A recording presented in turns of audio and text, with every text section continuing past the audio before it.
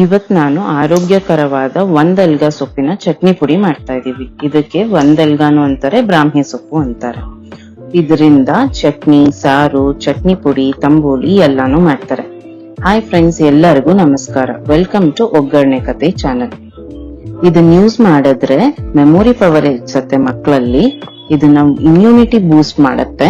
Ayurvedic medicines ಅಲ್ಲಿ ತುಂಬಾ use ಮಾಡ್ತಾರೆ ಇದನ್ನ. ಮನೇಲಿ ಒಂದೆಲ್ಗ ಸೊಪ್ಪಿನ ಗಿಡ ಇದ್ರೆ ಆರೋಗ್ಯನೇ ನಿಮ್ ಮನೇಲಿ ಇದ್ದಂಗೆ.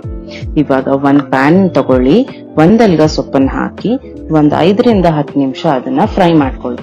ಸ್ವಲ್ಪ ಕ್ರಿಸ್ಪಿ ಆದ್ಮೇಲೆ ಅದನ್ನ ಬೇರೆ ಪ್ಯಾನ್ ಅಲ್ಲಿ ತೆಗೆದಿಟ್ಕೊಳ್ಳಿ.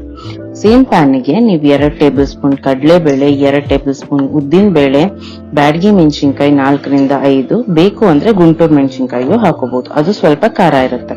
ಅದಕ್ಕೆ ಅರ್ಧ ಕಪ್ ಒಣ ಕೊಬ್ಬರಿ, ಸ್ವಲ್ಪ ಹುಣಸೆ ಹಣ್ಣು, ಮತ್ತೆ ರುಚಿಗೆ ತಕ್ಕಷ್ಟು ಉಪ್ಪು ಎಲ್ಲ ಹಾಕಿ ಒಂದ್ 2 ರಿಂದ 3 ನಿಮಿಷ ಫ್ರೈ ಮಾಡ್ಕೊಳ್ಳಿ.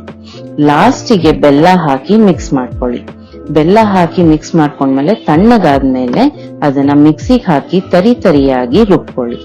ಚಟ್ನಿ ಪುಡಿ ರೆಡಿ ಆಗಿರುತ್ತೆ. ಹೆಲ್ದಿ ಚಟ್ನಿ ಪುಡಿ ರೆಡಿ ಆಗುತ್ತೆ. ನಾವಿದನ್ನ ರೈಸ್, ಇಡ್ಲಿ, ದೋಸೆ ಎಲ್ಲದಕ್ಕೂ ಯೂಸ್ ಮಾಡಬಹುದು.